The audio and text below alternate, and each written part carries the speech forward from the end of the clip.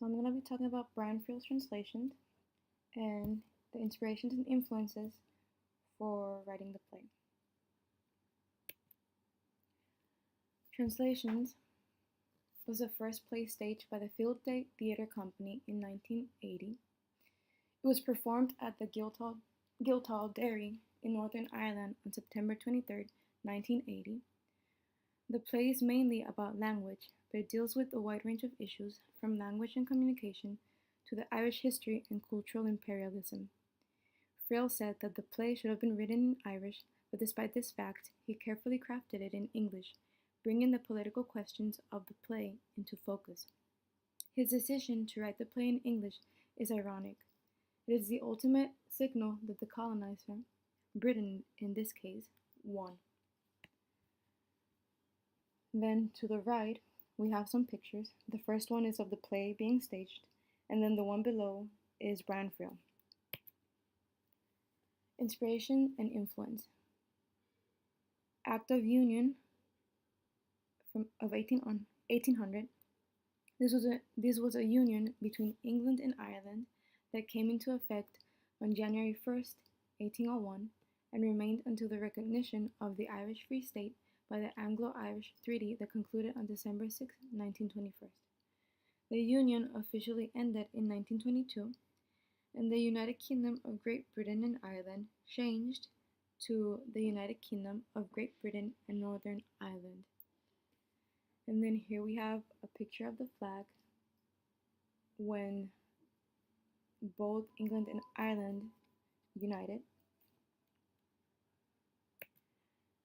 Then we have the Great Famine,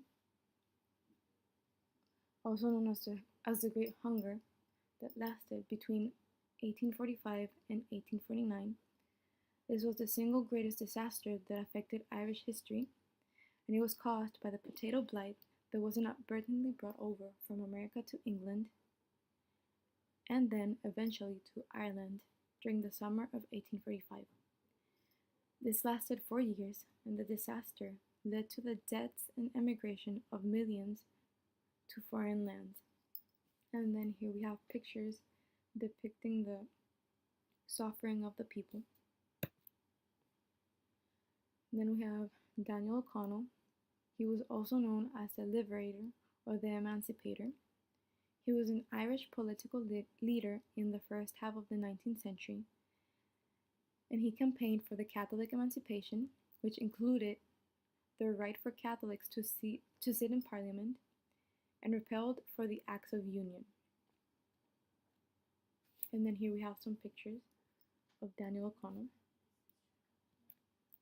And then we have the Catholic emancipation, which was a process in Great Britain and Ireland that involved reducing and removing many of the restrictions of Roman Catholics introduced by the Act of Uniformity, the Test Acts, and the penal laws.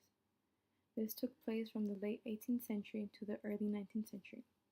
And then we have a satirical cartoon by William Heath showing Wellington and Peel extinguishing the Constitution for Catholic emancipation. And then some other inspirations or influence that Brian Friel had or used for the play was colonialism, the death of the Irish language, and the acquisition of the English language and its profound effects. And then here we can see a picture of the British Army and the Irish people, and then a map of Ireland, of a part of Ireland.